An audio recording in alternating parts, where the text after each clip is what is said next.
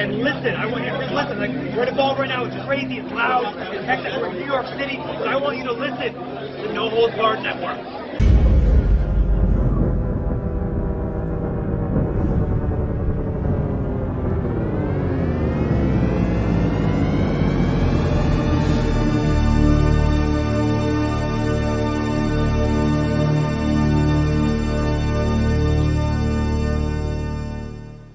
Enough is enough.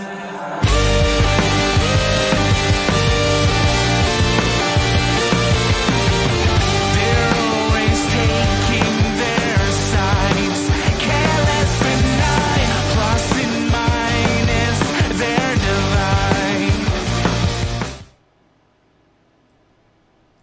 Hey guys, welcome back to the No Holds Barred Network with another episode of Under the Ropes. I'm your host as always, the EVP of Giggles, the Heartbreak Chick, the Queen of the Indies, Tiffany, and I'm always joined by the Law, Ray Ramundo. And I know that he's just gonna snap at me like as always how I introduce our guest. So you know what? I'm just gonna let him do it before he starts yelling at me because he just likes to do this all the time. Go ahead, Ray. What, yelling? Yes. I don't yell. I have to correct you because you're not being professional for our great guest here. Come on, you Tiff. see? We have a true veteran here, a man that's close to 20 years in this business, a man I truly respect. Ladies and gentlemen, we are joined by the Matt Mechanic himself. We have Eric Corvis in the building. How are you doing, Mr. Corvis? I'm doing pretty well. Tiffany has quite a few nicknames that she gave herself there, huh? I do. I have a lot of nicknames that a bunch of people have given me. So the funny thing is like it wasn't even me that gave me these nicknames on the podcast. So Everybody says that about their nicknames, all right? Nobody likes to admit they gave. You got to admit you at least gave one of them to yourself. No. I did it. That's the funny thing. It's just like a bunch of podcasters gave me all my nicknames. I didn't even have anything special, and a lot of people just started giving me nicknames. I used to have a lot of nicknames too, and I gave them all to myself. Nobody gave them to me. I wasn't special enough. See, it's like even the Law I came up with, like I gave myself a nickname and it just sticks. Like, huh? It just kind of like happens, but and then there's still like a whole bunch of other nicknames too, and like I just don't put them into the podcast. I think I'm gonna have to like lose one or two in there. Judge Dredd over here. I am the law.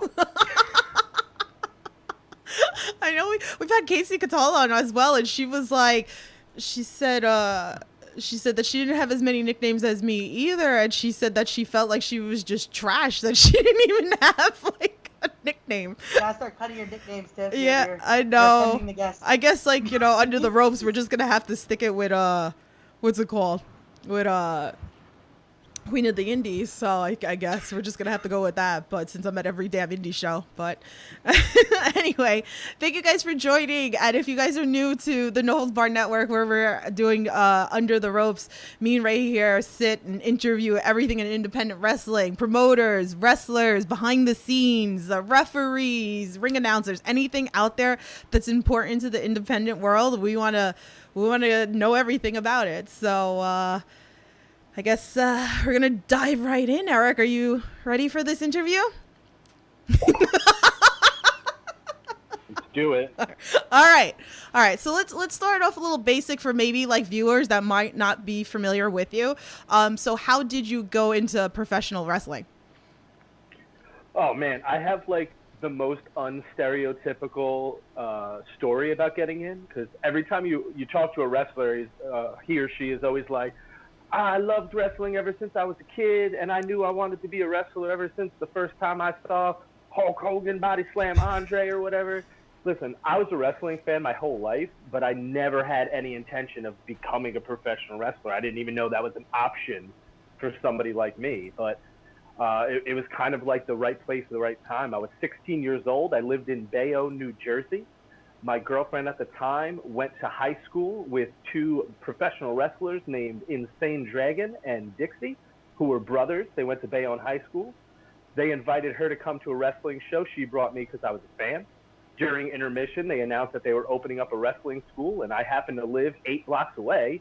So I was like, hey, screw it, I'm gonna go be a wrestler, and that's how it happened. Like I went to the first day of training, and I had probably like the most difficult but most fun that I've ever had in my life, and at 16 years old, it Oh, was wow. crazy. That's crazy. Oh, wow. Yeah. Awesome. Cool. Good, Ray. Okay, let's keep it going here. Let's keep it going. So, little disclaimer for another person we'll be seeing on Saturday, Logan Black. I did not listen to your interview yet, but I heard he kind of had the same question I did about your original gimmick. So I'm like, I don't want to say I'm copying him, but here we go. So let's talk a little bit about your character evolution here in professional wrestling. Let's go how do we get from explicit Eric Excess to Corvis Fear to now being the Matt Mechanic Eric Corvis? So I'll try to frame my answer a little bit differently than I did on Logan Black's podcast, as to not take anything away from him. Honestly, like the name Explicit Eric Excess was me just staring at like my wardrobe that had a ton of band stickers on it, and me just picking out cool names. That was it. It was stupid. It made no sense. I hated it. Oh, wow. Everybody just like said, hey man, like we all call you Roach. That's your nickname here. You should just go by that. So for the longest time, in like the first year or two of my career, I was just known as Roach. It was a nickname given to me by Magic because he thought that I looked like Kobe Dick from Papa Roach. So everybody used to call me Papa Roach, and then it just got shortened down. Then I changed my name to Corrupted Youth, which then I found out later on that there was another guy in South Jersey named Corrupted Youth. And I actually sat down, like probably like a year and a half, 2 years in. I'm like, I need to figure out a name. I need to figure out something I'm really going to like. So I just kind of started listing all the things that I like and the things that I enjoy in life. My favorite wrestler at the time was Raven, and my favorite movie at the time was The Crow. Corvus, Corvus, is Blackbird in Latin. So I changed the U to an I because I thought it looked more like a name. And fear, when you think about it, the three emotions that really direct what you do in your life is love, hate, and fear. So Corvus Love and Corvus Hate didn't really have a flow to it. So I went with Corvus Fear, and I rode that out for quite a while. I ended up breaking my arm. Oh, wow. And having to take a little bit of time off. And I was like kind of going over, like Corvus Fear, when you look at it, it doesn't look like a name. It doesn't look like a real name. And I wanted something that was more, all right, here's me, here's my character. My name is Eric. That's my given name. And I spent so much time putting stock into the name Corvus, I didn't want to get rid of that completely too. So that's where we get to Eric Corvis, and that's where we are now, and that's probably where we're going to remain unless somebody forces me to change it one day. Wow. See, and you say I have a lot of nicknames, like... Those weren't nicknames, though. Those were like...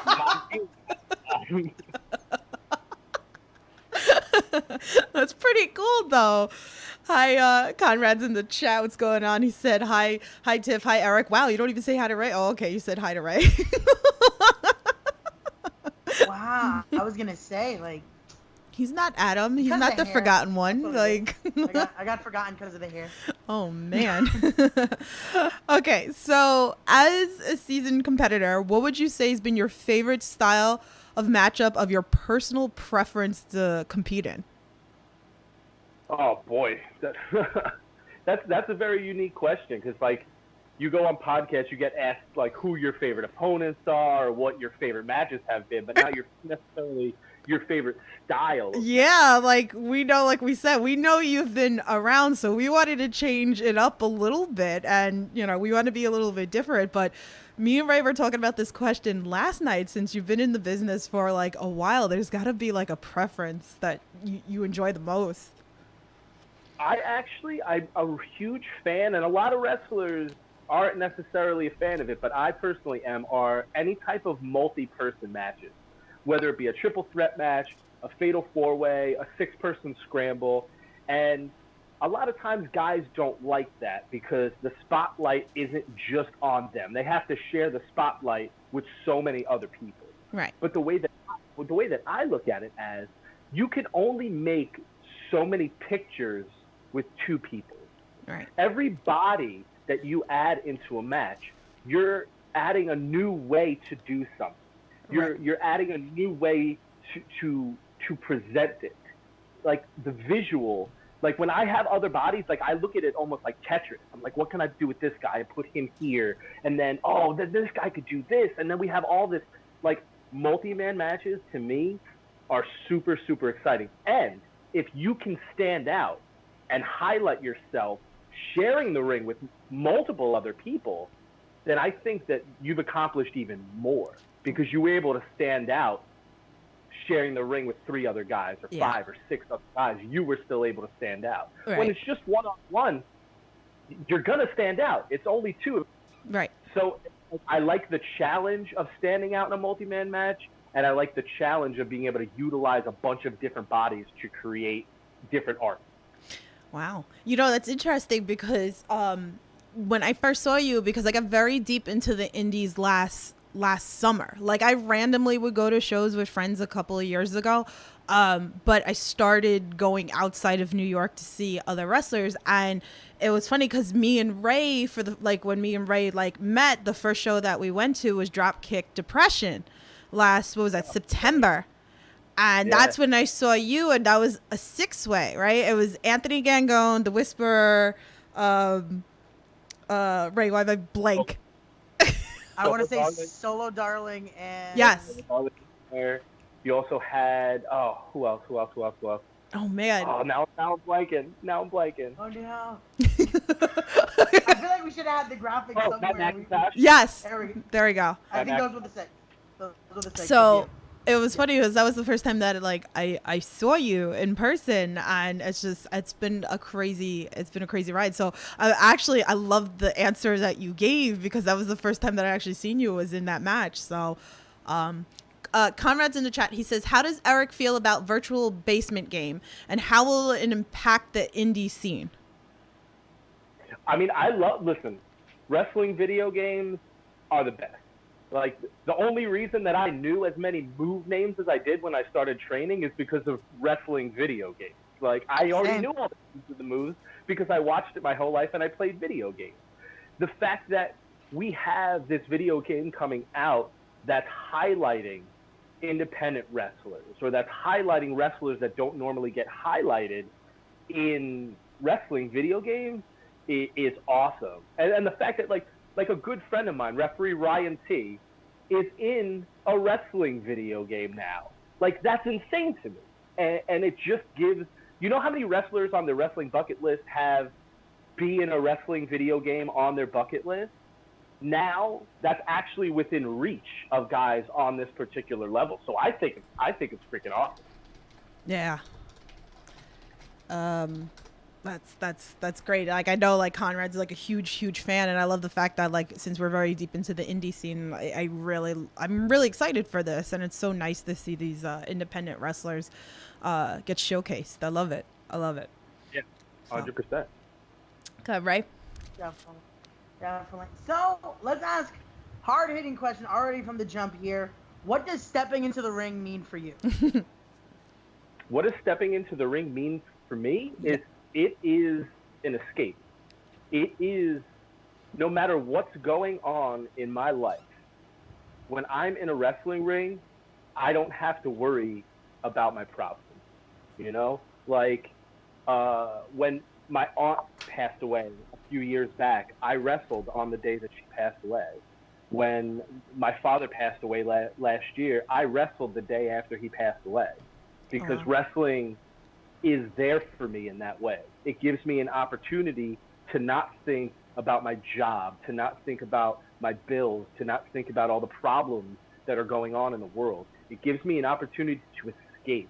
And it's something that I feel that I'm good at. Like, I am a good professional wrestler. So the fact that I have something that I can escape to that's more than a hobby, that has become what really defines me at this point in my life, wrestling is there for me in a way that other things aren't. And then people have their escapes. People have art, people have music, people have sports. wrestling is mine. And I don't know if I would be in as good of a mental headspace in my life if I didn't have wrestling. Yeah, I love it. I mean, I feel the same way as a fan.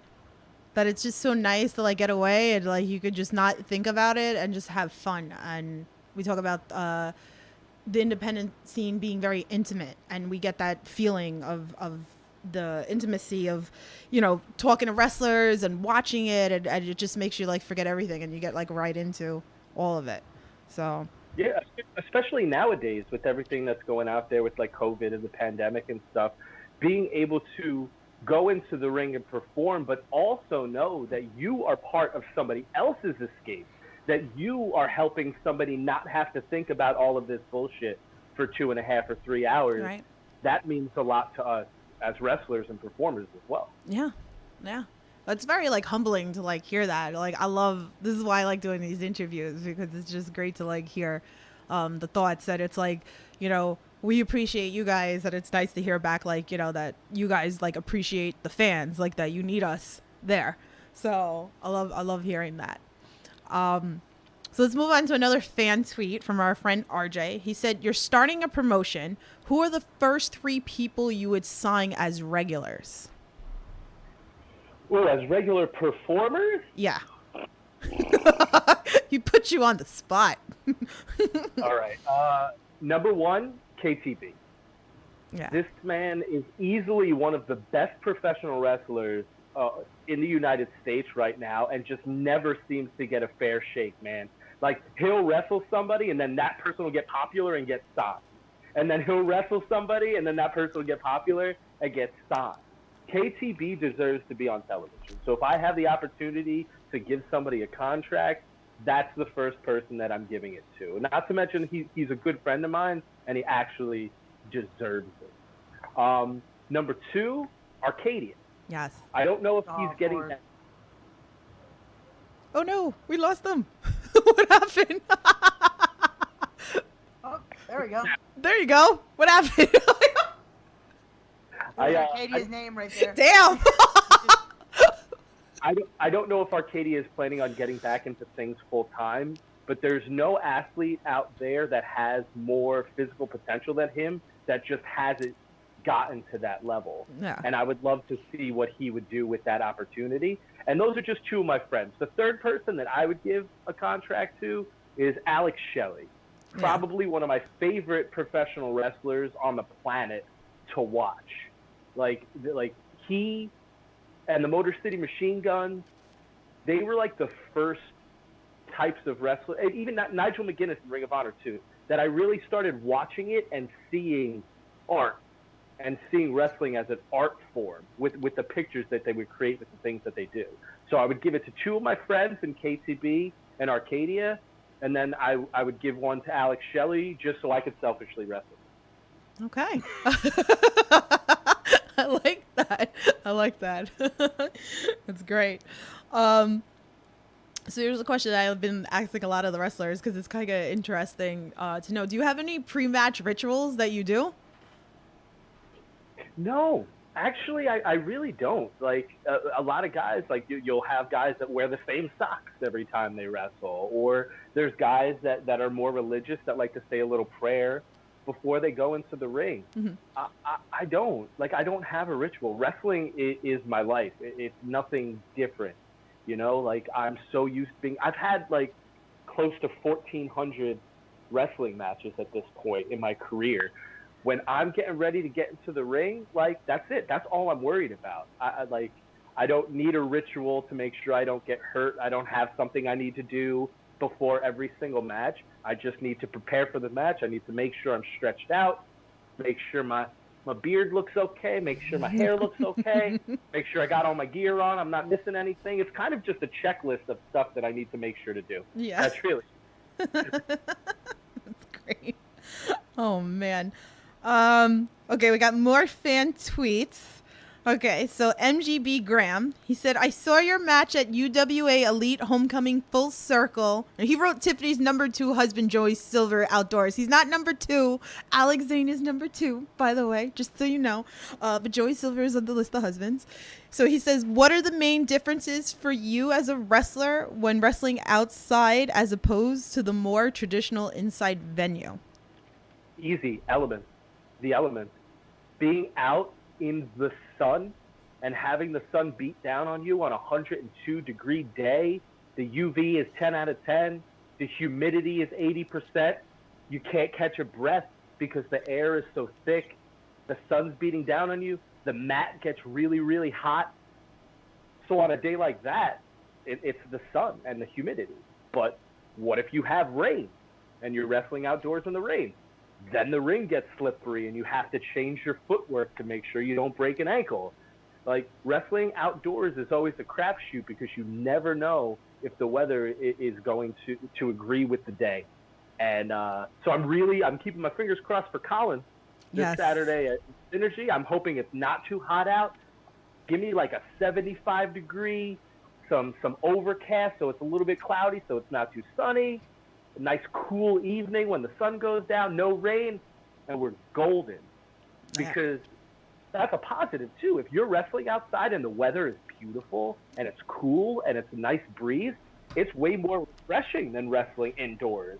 Right. But the odds of getting the weather to agree with you perfectly is usually not in your favor. Right. Oof. I give you guys credit for working, in those conditions. Like, it's crazy.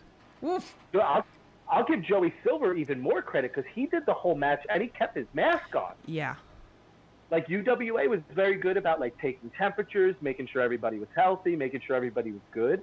Joey Silver, we all respected the fact that he still wanted to wrestle in the match, but I could not imagine what that must have been like. Because I couldn't get a full breath and I didn't have a mask on. Yeah. So big ups to Joey Silver. That was a really good match. That match is still available on the UWA Elite Network if anyone's interested. Awesome. Wow. Great. Definitely great. Well then, let's hope everything works out Saturday. Yes, please. We'll be there. That weather's gonna play an element. But let's keep it going here. So, as you mentioned earlier, you are close to 20-year veteran. Can you tell us a little bit though about how the tri-state indie scene has changed since your start till now? I feel like the main difference that I see is in schooling. When I was coming in, it was probably like that last era of really like beating people up to make sure that they really want to do this. Like nowadays, regardless of your physical abilities, regardless of your mental capabilities, if you have money, they will train you, regardless.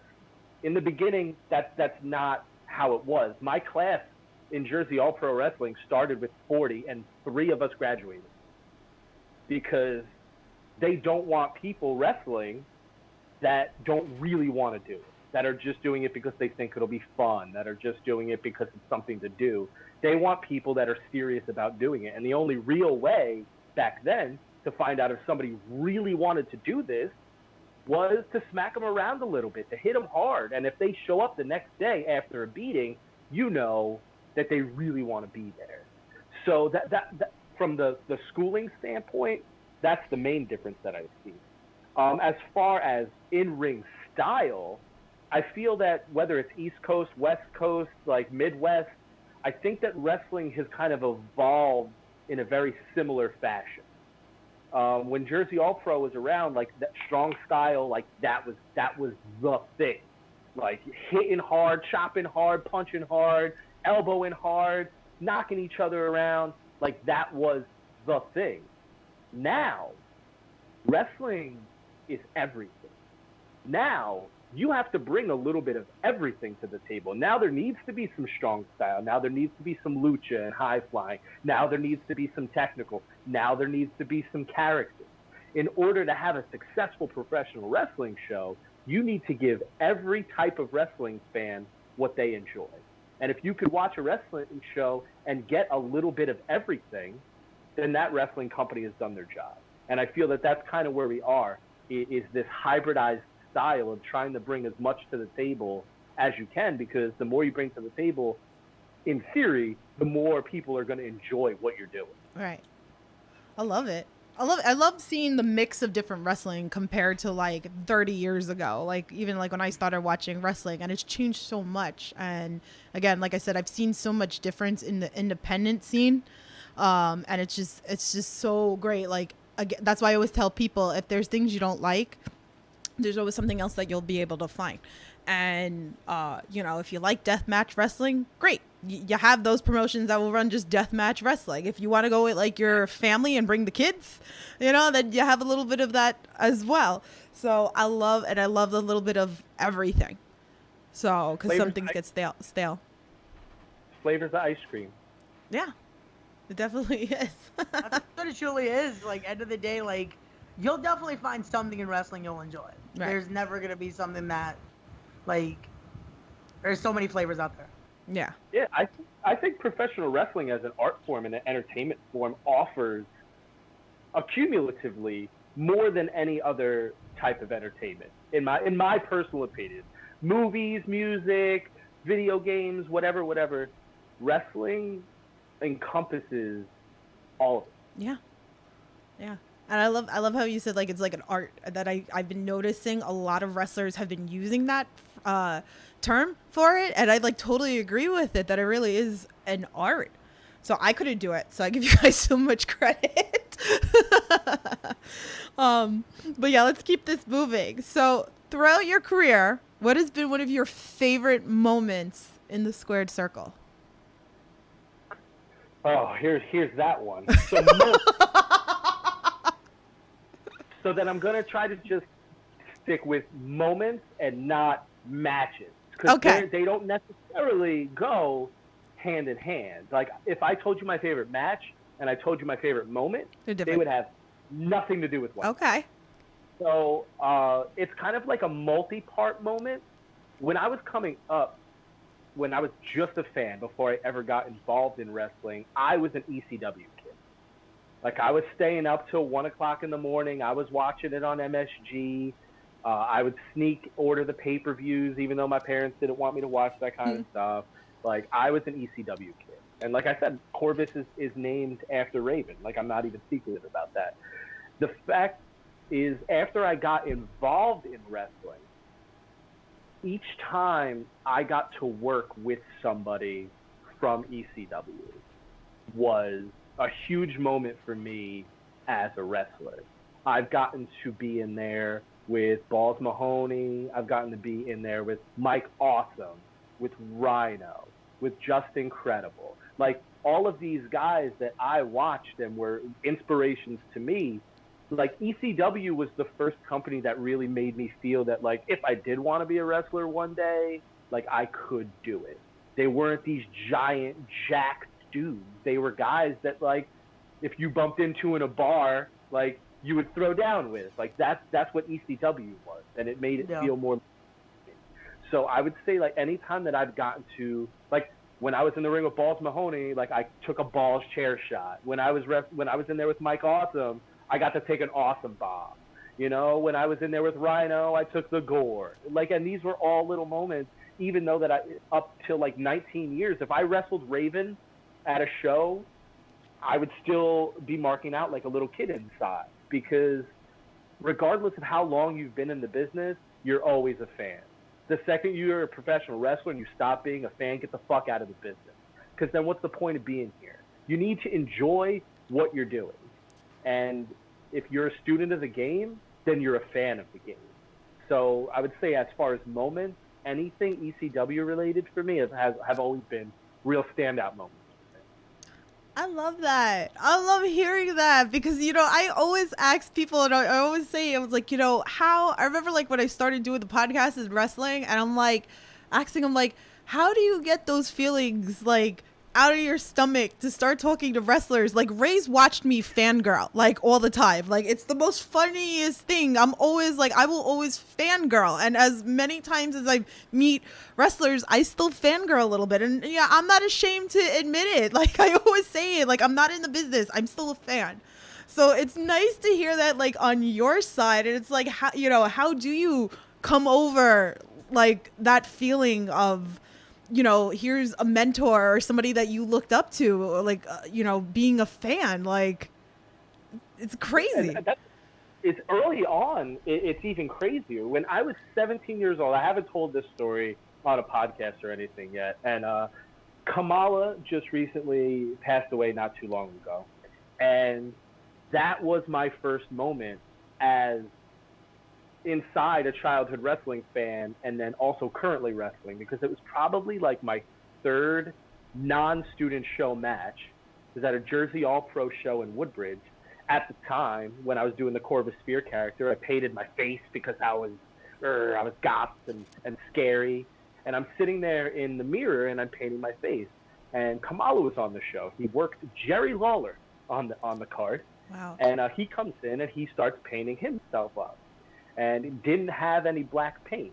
Now, mind you, I'm like a 17, 18-year-old kid, and Kamala, this guy I looked at as this cannibal Ugandan giant my whole life, like, looks over at me. He's like, "Hey, son, would you mind if I used your black paint?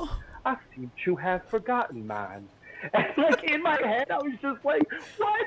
Why were you... Like, what? It was just like those types of mark out moments. Like, you can't buy that type of memory, you know? And so, yeah, like, you'll still have like, no matter how long you're wrestling, you will be in some type of situation where you meet somebody and you can't not mark out inside. And you try to hide it as much as you can, because you don't want to look like unprofessional or anything. Right. But, like, those guys have to understand that people watch them as kids, and they're going to have an impact on their life one way or the other. Oh, I love that. I love that. Even Conrad wrote in the chat, he said, "Great story, Eric." Oh, I love that. That's great. Like, and again, it's like you try to, like, I think I was talking to Tiff about this the other day. A year ago, I got the chance to meet the Great Muda. We had him on a House of Glory show. And again, I like to, with every veteran I ever met, just shake their hand, show the respect, say if you need anything. And I was holding as much as I could to not just mark out over the Great Muda. Like, you can't hold it in sometimes. Jersey All-Pro brought in Jushin Thunder Liger for a handful of shows too, and I got to share the locker room with him. And when I shook his hand, like, he bowed to me, and I'm just like, no, sir, sir, no. Oh wow. I love it. It's those moments that, like, stick with you forever, though. It's like, that's what makes this, like, truly worth it at times. Like, it's insane. Oh man. That's the thing. It's like wrestling fans and wrestlers, for lack of a better term, the only thing separating you guys from us is the fact that we do it. That's it. Like I said, we should all be wrestling fans. That's why we're doing it. Yeah. So that the only difference between you guys and, like, we feel that same exact way. We just have to try a lot harder to hold it in. I see Ray laughs at me all the time because, like, now that I'm all in with these podcasts, and, like, now a lot of the wrestlers, like, I became, like, really good friends with, and, like, we hang out on the regular, and, like, in the beginning was like, oh my god, I'm hanging out with a wrestler. But it's like they always, like, whoever it is, they'll be like, I'm just like you. Like, I was like, there's no difference. I'm just like you. I like to hang out. I like to play. Bray's laughing at me, right? I like to play video games. So I love this. I love this conversation. But let's move on. Yeah, let's keep it going here. So we have another fan tweet. This one is for our good friends over at Good Cop, Bad Cop podcast. They ask, you are in a stable called Psychosexual Panic. With a name like this, can you please tell us a little bit more about this group? All right. So this was a group that was based out of Absolute Intense Wrestling, AIW, out in Ohio. Wrestled for them a few years back. It was actually a very interesting stable. it was myself, Facade, and Shima Zion, aka Zima Ion, aka DJ Z, aka what is he on? What is he on TV now? I want to say Joaquin Wild. Yeah, Joaquin Wild. It was the three of us. Now, they never really told us who the psycho was, who the sexual was, and who the panic was. But if I had to fare a guess, I would say Joaquin Wild was sexual because he was probably the best looking of the three of us. I would say Panic would be Facade because he is all over the place, flying and flipping. And then I guess that I was the psycho at the time. And, dude, the first match that I ever had as a trio with them three in AIW, it was myself and those two against Flip Kendrick, Lewis Kendrick, and Johnny Gargano. Oh, wow. Yeah. Yeah, we only did it like 2 or 3 times. And I had replaced a guy named Jimmy DeMarco that was in it before me. But I honestly think I just got thrown into it because they needed another guy. And then I was just like, I'll make it work. Wow. Oh, That's great. Oh, wow. Great stories. Again, the stories, it's awesome. That's why even Colin said this was an interview that you guys wanted to check out because he's got a lot of stories. So, but go ahead, Ray.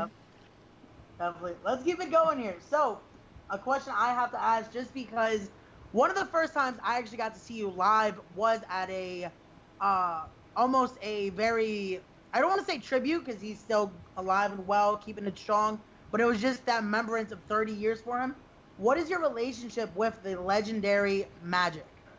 Oh, dude, Magic is like my dad in this business, man. Like, so many guys in New Jersey and New York owe their careers to Magic because he is the most selfless human being on the planet.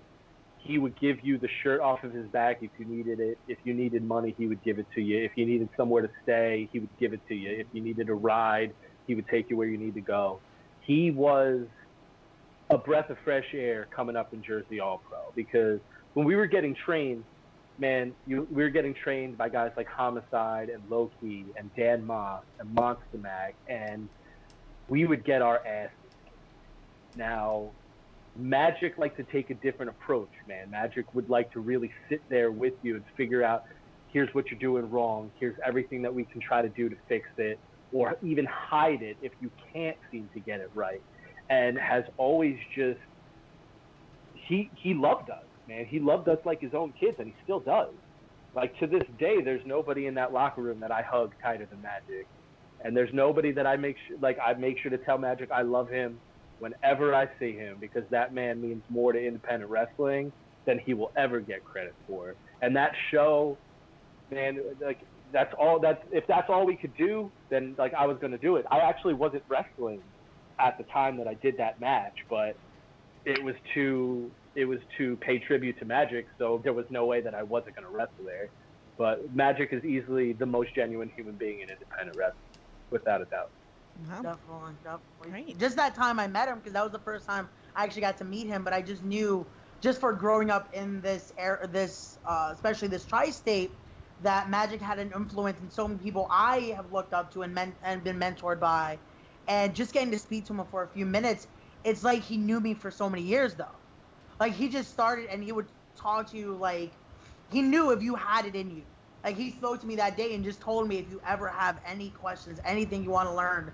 And it's that, again, like you said, that selfless thing about him. Like, he's so there to help the next generation. It's amazing.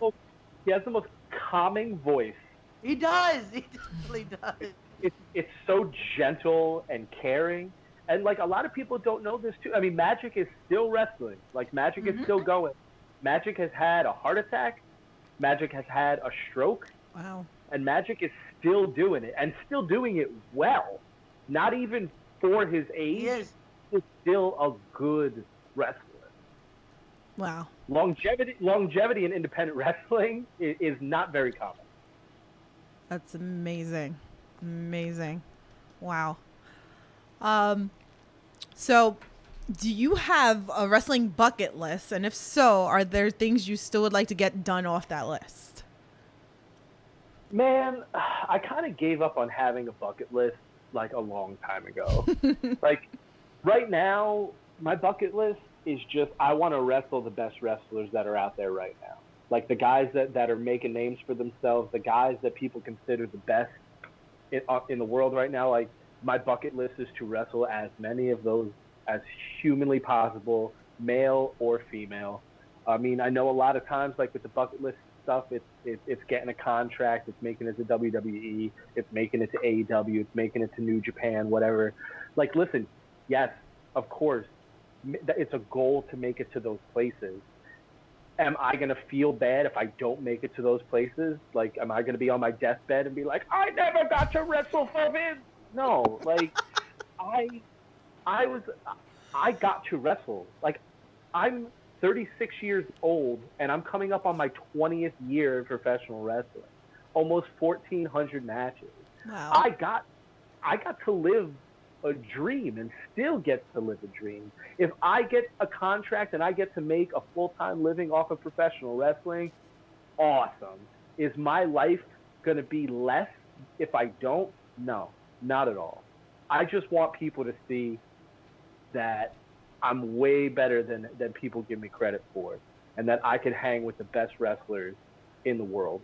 And my bucket list is, like I said, I want to wrestle as many of those as humanly possible. Wow. Oof. All right. Well, I'm here for it. I'm definitely for it. I'm here for Eric Corvis. Eric Corvis. He wants to wrestle your favorite wrestler. Okay, I think we're gonna have to give him my list of husbands to go through. He's probably been through most of them already. Yeah, I probably wrestled the majority of them. There's a lot. So, Well, but it's kind of funny because that next fan tweet kind of brings one up. I know. Okay, so let's go into the fan tweet from our boy MGM Mason. He said, according to Cage Match, you only had one match in the 3-year period of 2016 to 2018. He said, against LSG and Tiffany's #1 husband, Anthony Gangone at SWF. Assuming Cage Match is accurate, what caused such a big gap in your career? They are kind of accurate. I actually had 3 matches in that 3-year period. I wrestled once a year. So this is where we're going to have to go a little bit downtrodden, like with the emotions, but I'm going to try to keep it quick. I had a couple of injuries and I was taking some time off. And during the time I was taking time off, my father was diagnosed with ALS.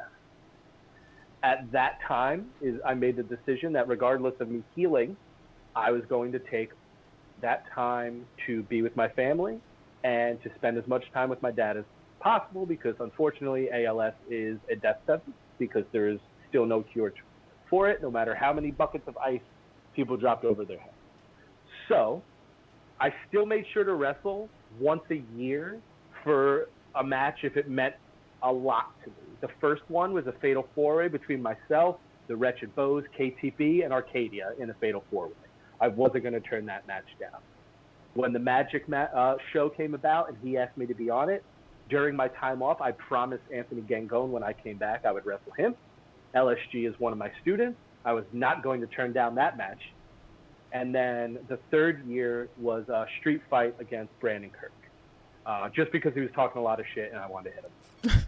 So then I had made the decision before my dad passed to come back to wrestling, because every time we watch wrestling together and watch TV, I would always be like, oh, Oni Lorcan, like, oh, we were in a stable together, we were friends. Oh, Drew Gulak, like we used to ride together. He's my every single time. Like I've been in the ring with so many of those guys.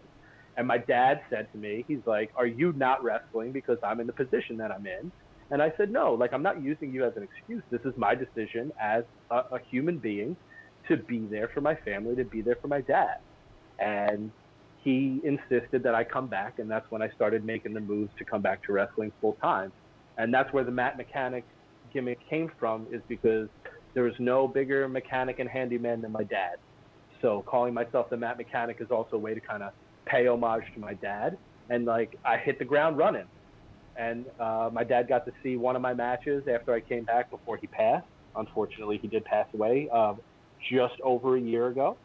And now I don't have, like I don't get weepy and I don't get super upset about it because our family was so fortunate that we got to say goodbye, that we got to spend as much time with him as we could before he passed away. So it's very rare that there's a death in your life that you don't have any regrets about. And my dad got to tell me how much he loved me. I got to tell him how much I loved him. I got to spend as much time with him as I physically could. And he got to see me come back to wrestling and see that I was going to pay an homage to him for the rest of my career. So I find myself very fortunate. But that is where that 3-year gap came from. Wow. Yeah, sorry to get... No, wow. But, I'm sorry about your loss. And, wow, powerful story. Wow. Oh, my goodness. He's the reason I'm back. He's the reason I'm back in this, and I'm trying to really make a go of it.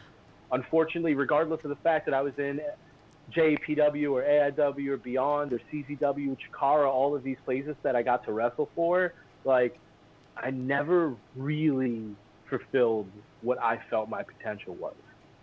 And my dad's spirit's with me, and knowing how much he wants me to do this, I'm not denying my potential anymore. That's why I'm taking this so much more seriously this time. That's why I've only been back for a year, and we're in quarantine and stuff, and I'm still 70 matches in. I'm not wasting time anymore. I'm not what ifing my life anymore. Wow. Oh, wow. I don't even know, you, even the chat's wow. Wow. Yeah, oh my goodness. But, oof. So, Conrad says, great stories today. Really, you're amazing. And, we love you. Obviously, you're on this podcast, so, oh man, we can't wait. And of course, we can't wait for Synergy this weekend as well. So, but, wow. It's an emotional moment. Yeah, it's an yeah. emotional moment, but I had to take that left, but it's the only way to really... No, of course. We're good. Go ahead, Ray. Well, let's keep it going. Let's try to keep it going here with... So, if there was one person you could face again in a heartbeat, who would it be? One person I could face again? Yes. In a heartbeat? Mike Quest. Ooh. My former tag team partner, man. I've probably shared the ring with him more than any other human being because we were a full-time tag team for years, and we've wrestled each other countless times. I know he's not really wrestling right now because he's concentrating on life. He has an awesome job. He has a beautiful wife. They're getting another house soon. He's doing his thing. But guys like Mike Quest, Arcadia, KTB, those are guys that I can hop in the ring with without even saying a word to, and know that I can put on a banger of a match. So you never have to ask me twice when it comes to wrestling, my close friends like that. They're the ones who always will bring out the best in me. That's good. Awesome. So I know we talked a little bit about bucket lists, but is there a dream opponent for you? A dream opponent, past or present? Whatever. You can do both if you like. I would love to wrestle Tommy Dreamer or Raven as far as the ECW guys. Those are two guys I still haven't gotten to be in the ring with, and their feud is easily my favorite wrestling feud of all time. Not to mention that I get compared to looking like Tommy Dreamer quite often, and I've actually dressed up like him once for a party.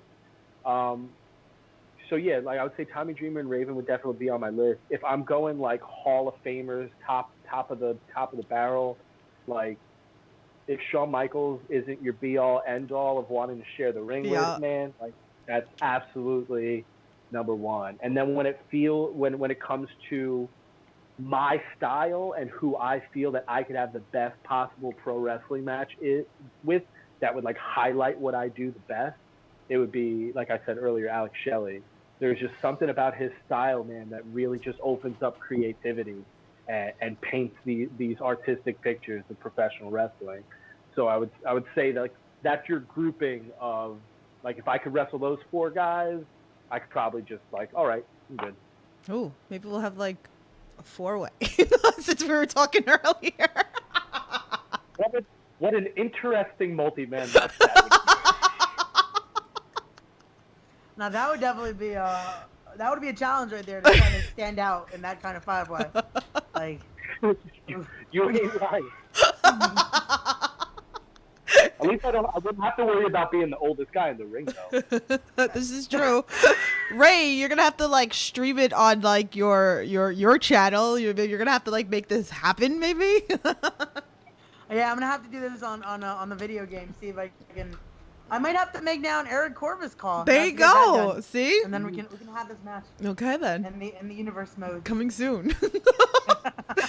Let's keep it going though. And it's funny. You mentioned in my last question, Mike Quest. It goes into my next one about, for those that may not know, you were a part of a great tag team, the Garden State Gods, with, as you mentioned earlier, Mike Quest. Can you talk to us though? Do you prefer being in a tag team in a faction of sorts, or like you currently are, a lone wolf? Dude, there's an argument to be made for both. Man, like when you find a tag team partner that you have that kind of connection with, and you guys are like firing on all cylinders, man. I mean, me and Quest got to wrestle some of the best people on the planet, man. We wrestled Necro Butcher and Luke Harper. We wrestled Sami Callihan and Jon Moxley. Wow. Like we were in there with some of the best pro wrestlers on the planet, and I honestly think that if we had kept going with the momentum that we had, that we would have made it way further than we did. But unfortunately, he ended up getting injured during probably the peak of our tag team run. So then I went on a little bit of a singles thing. And then he came back. We're rocking and rolling again. But then, man, we were about to wrestle the Hit Squad, who had just reformed not too long before that, which is my tag team dream match, is because when it comes to, like, who trained us as a tag team, like Dan Moff and Monster Mac were our trainers, man. Like, how often can you wrestle as a tag team your trainers who were a tag team?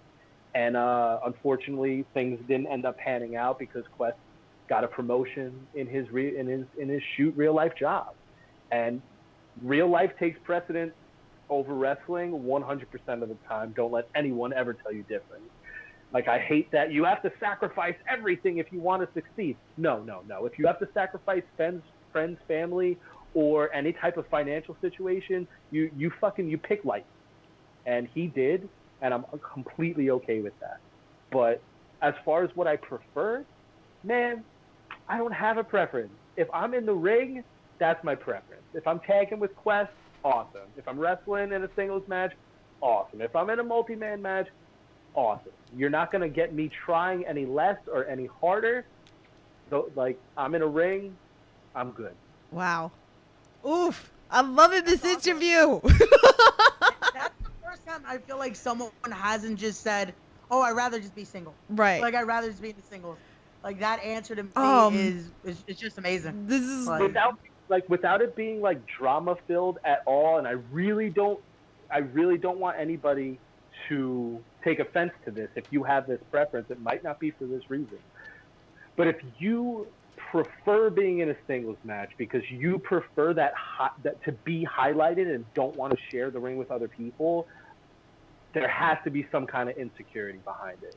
Like, if you're a professional wrestler, you need to have confidence that you can deliver in whatever situation you're in. You having a preference means, in my personal opinion, that you're going to try harder for one than you're going to try for the other. And I personally don't think that's cool. That may not be the case for everybody. That's just my personal. Wow. Wow. Our girl April's marking out in the chat because she said he wrestles with husbands, Jon Moxley. She's like, that's it. So now she's going to definitely go look up matches for you. And she wrote also, so I've seen 2 of your matches live, which was the Synergy. That we went on to a couple of Synergies. So we brought our girl April with us. She goes, which I love, but can you stop dying in the ring? I would love to tell people to stop fucking me up so much. I think. Oh, man. Well, Now that I think about it, we were there for the last man Yeah. standing match. Yeah. And the whole time April was like digging her nails into my arm, just like worried that Yeah. Corvus is gonna bleed out. Yeah. Yeah, that was a lot of blood. That's like, I don't wrestle like that very often, you know. But when I do, I'm good at it. Nobody really has seen me bleed in a very, very long time, so I'm sure quite a few people were taken aback by that. But Yeah. to your friend, also, the Garden State Gods versus Sammy and John Moxley is on my YouTube page.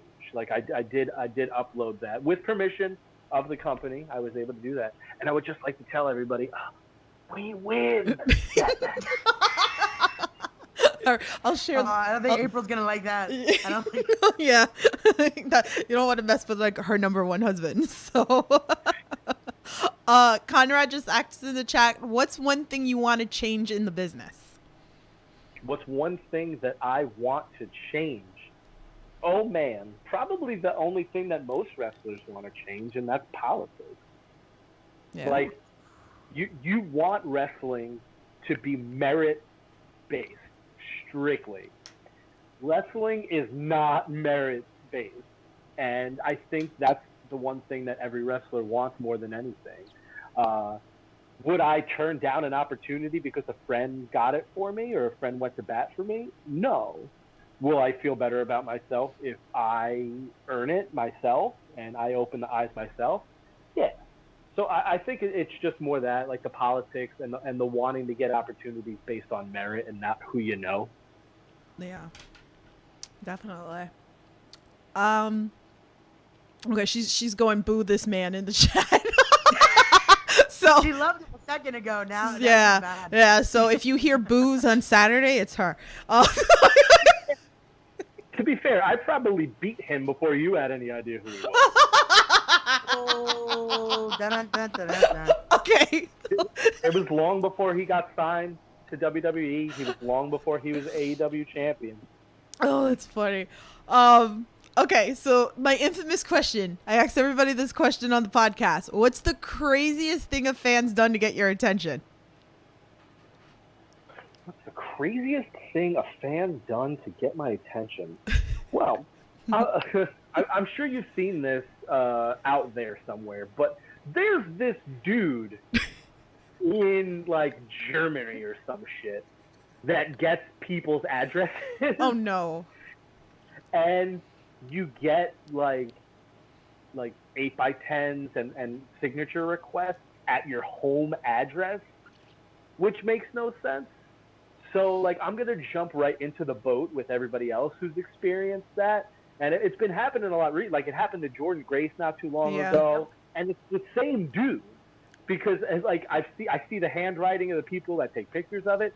That is easily the craziest thing, because finding somebody's like personal address isn't necessarily the easiest thing unless like you're paying for it, you know? And especially at the time that I got it, I wasn't necessarily any kind of big deal. Like nobody really knew who I was just yet in my career. So it's like part of me was like, oh, this is cool. Wait, no, it's not. This is a man who knows where I live. So yeah, I'll jump into the boat with everybody else. Oh my goodness. We talked about this, guys. Stop being creepy. Gosh. Rude. Not cool, man. I don't understand people.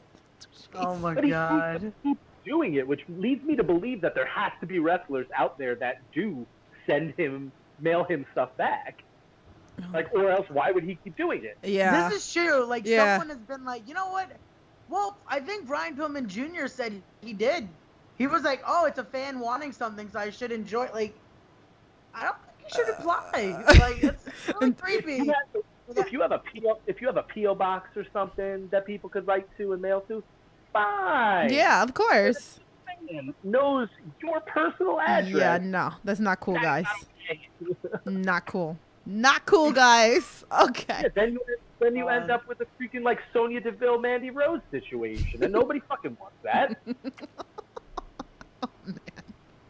I'm dead. Oh, jeez. Anyway, go ahead, Ray. Why don't we move on from these crazies? Oh. Maybe he was the German guy. Maybe That's what it was. He hasn't even been German all along. It was an alias, and now they finally caught him. There you Oh go. man, damn it. Let's keep it going though. So, as we get closer to Synergy Presents #HeatSeekers, we must look back though at some words you had for the one above all Anthony Gangone, as you said you felt disrespected toward a certain video he did. Can you elaborate though for our viewers at home? Yeah, here's the thing. I love Anthony Gangone. I love his style. I love the way he wrestles. I find that me and his styles mesh very well. I've wrestled him quite a few times since I've come back. I actually tagged with him once against Too Cold Scorpio and Buff Bagwell. Yeah, exactly. Weirdest match. So I know the guy very well, and I know he knows what I bring to the table, man. And going into this match, I'm pissed off. Last time I was in Synergy, Kirk beat me and hurt my finger, took away my #1 contender opportunity, right? Put me on the shelf for another show where I had to do commentary. You got Deshaun Pratt, who last time he was in a Synergy ring, lost the championship opportunity to Fright Me.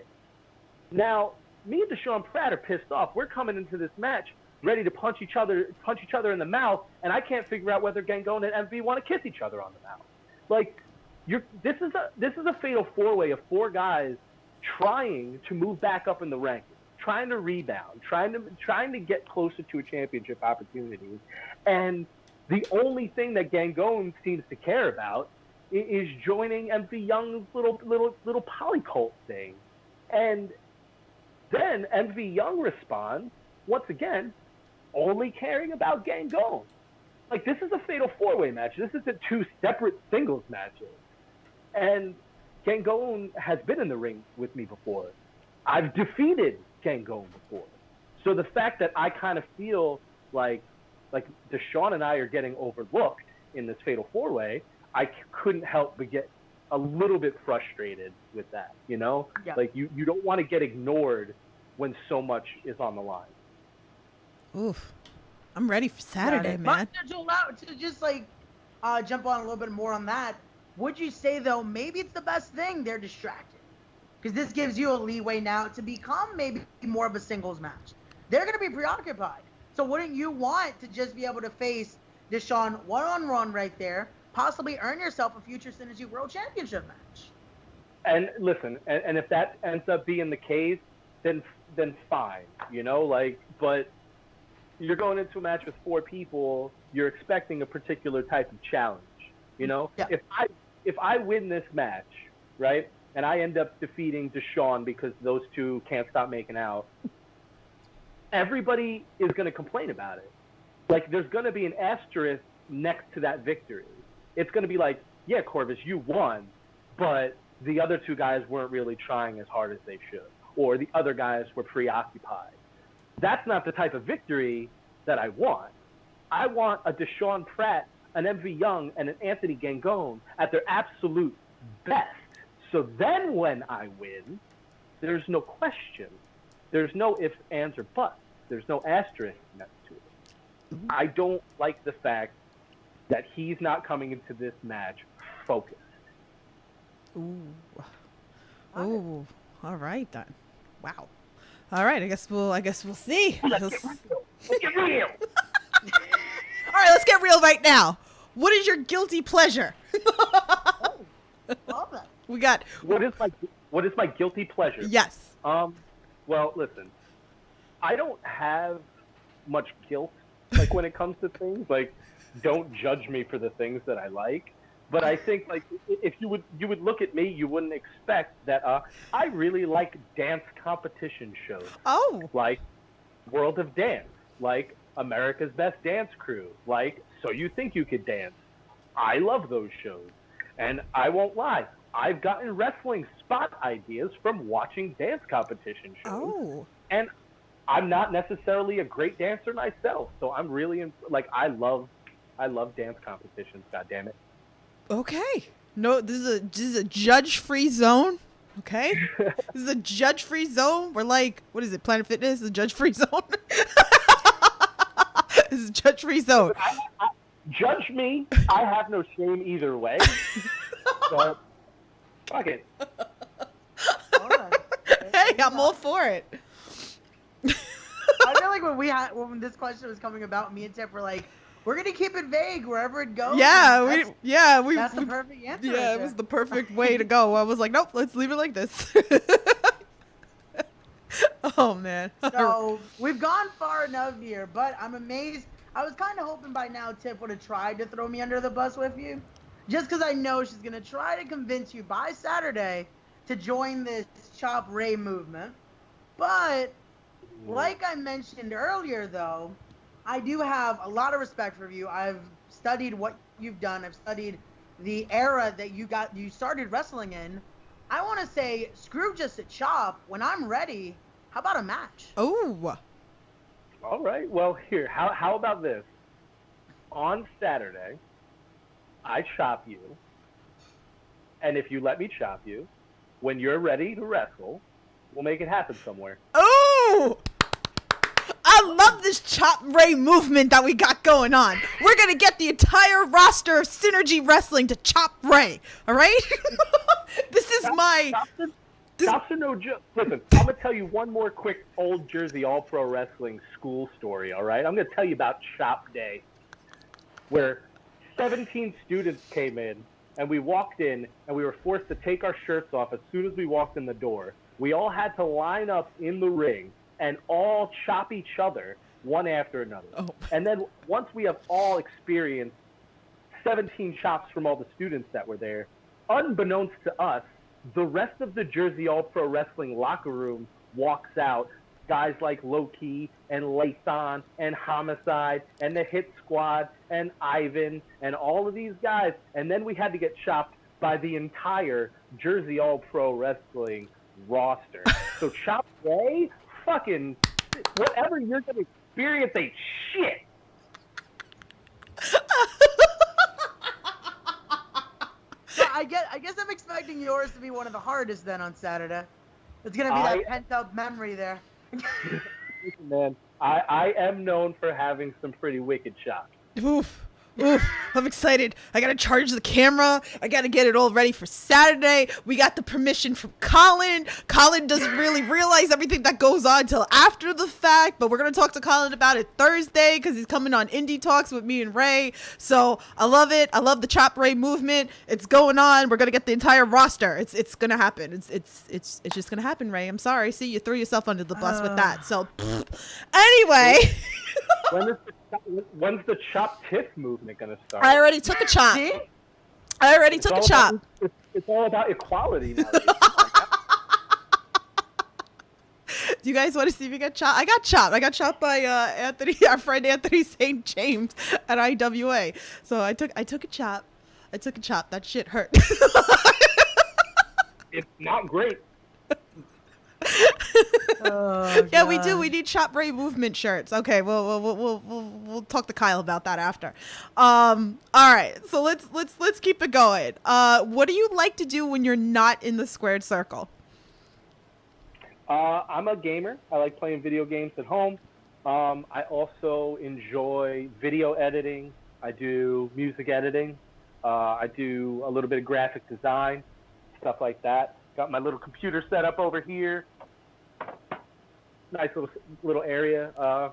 Yeah. So yeah, I like gaming, music, video, graphics, bullshit. I used to draw. I should draw more.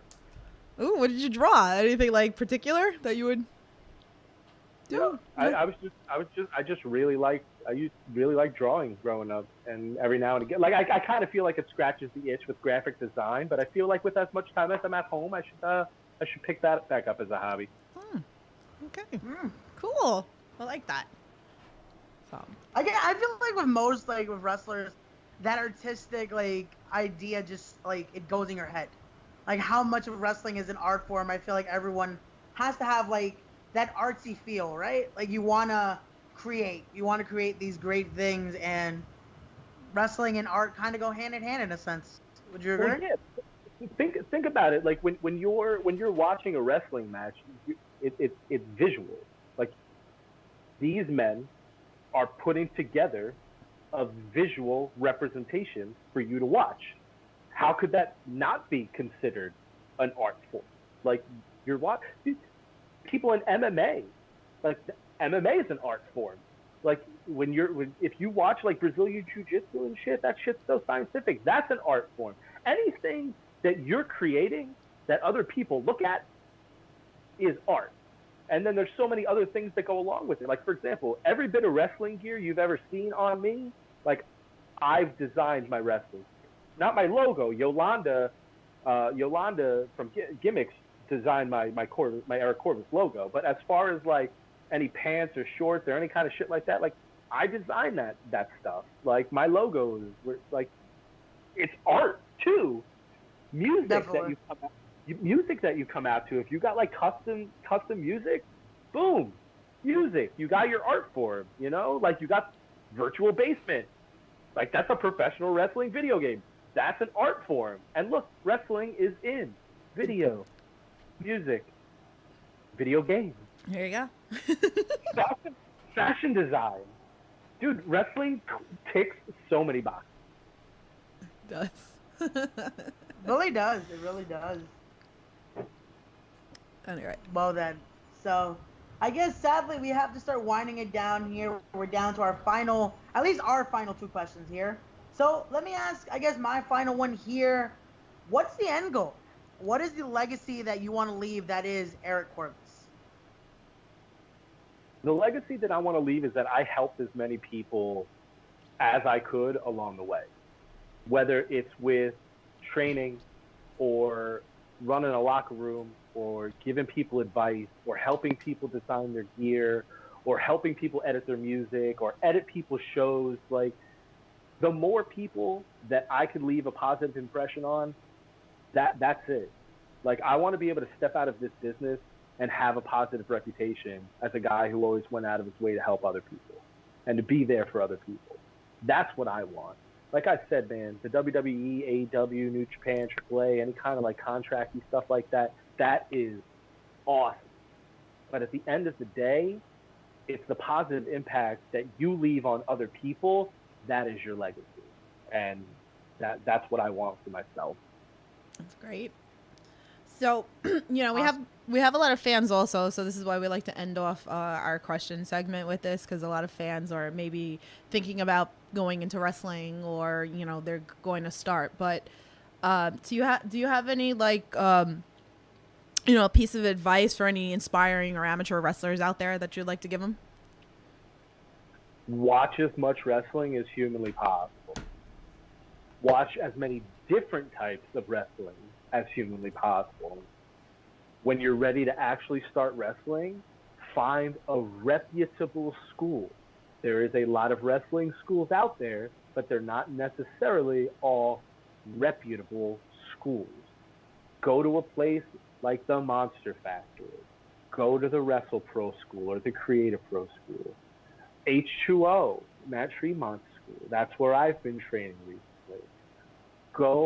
Cheeseburgers dojo that he just opened up recently from Ring of Honor. Go to a reputable school, learn from reputable people, and when you're able to, go to as many different other schools as possible. The more people that you learn from, the better professional wrestler that you are going to be. That's great advice. Great advice. Take notes, ladies and gentlemen. Yes, Definitely guys. take your notes. Okay. Ooh, Yes. House Glory, also Yes. super reputable. House of Glory, Ray. I'm just not a New York guy. Like I'm not up in New York very often. So That's where we be. Okay, so let's talk a little bit about what you got upcoming. So obviously, guys, here I got some flyers. Okay, we've been pushing Synergy Wrestling like crazy. Also, the good thing is if you go on the No Holds Barred Twitter account, we are now working with Fight TV. So I have a free promo code and I'm running a contest. And I'm going to pick the winner on Friday. So make sure it's pinned on the No Holds Barred Twitter account. So you have to like, retweet, follow Fight TV, and follow Synergy Wrestling.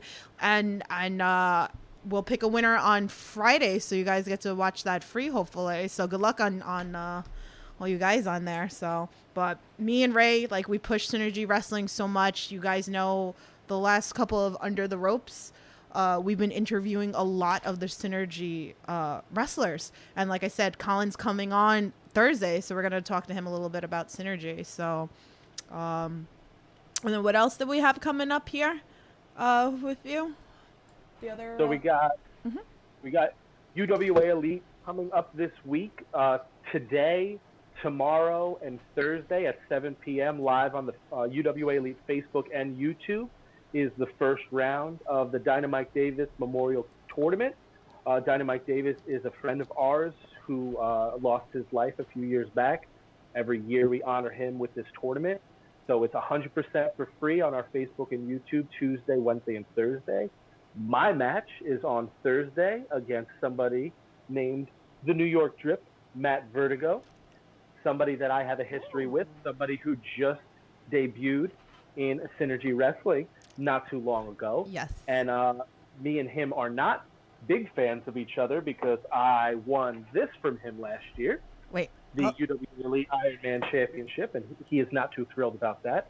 That match is, like I said, 100% for free on Thursday. Ooh. And then the semifinals of that tournament will be available on the UWA Elite Network, which you can sign up for by going to UWAElite.com. It's only $5.99 a month. You get your first week free. So if you don't like it after your first week, you don't have any commitment. And that'll be the semifinals, and the championship matches will take place on Saturday. Then I also have Synergy. UWA will be at 5 p.m. on the network, so it'll be over before Synergy starts. And then I'll be at Synergy Wrestling at Heat Seekers, where we that four-way that we're talking about. And then coming up in September, I'm going to be part of a huge battle royal for Titan Championship Wrestling, with some huge championship implications involved in that. Ooh, interesting. Tiff, I think we're actually going to be there too. Yes, we're actually going to be at that show. So you'll get double dose of me and Ray. And we've had Matt Vertigo on the podcast as well. So you guys should be very familiar with a lot of these names on the podcast. So, oof, I'm excited. So much wrestling. That match is 7 p.m. on Thursday, like I said, on either the UWA Elite Facebook or YouTube page. Yes, definitely. Check it out, guys. Definitely. And we've also, you sent me a picture of all like the merch that you have. So, I have so much. So I know you said you don't have a store, but if the fans want some of your merch that can maybe not be able to get in, see you in person, like how would they be able to? Yeah, so I'm really easy to find on all social media. I'm on Facebook, Twitter, and Instagram, all at Eric Corvis. You can send me a direct message on any of those platforms. And I accept every single type of digital payment. So Venmo, Cash App, Zelle, PayPal, anything. I have it all. So if you're interested in anything, just let me know. I'll let you know what I got. I'll show you the pictures. And then we'll make a deal. Make a little dealy deal. Guys, support independent wrestling, guys.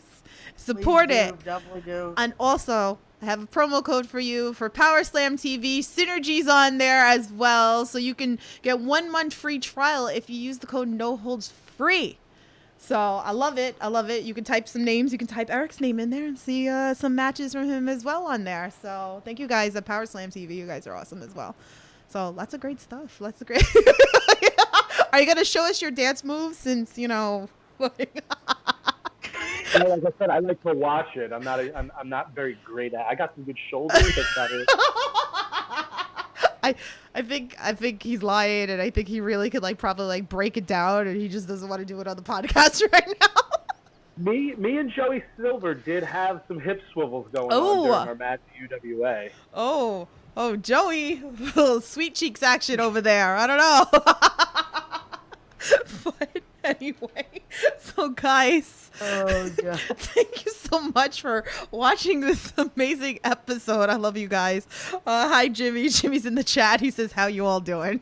We're ending the podcast, but thanks for coming in and checking us out. But guys, make sure you subscribe, like, share the stream, get it out there. Make sure you go check out Synergy Wrestling. Saturday will be there. Ray will be chopped.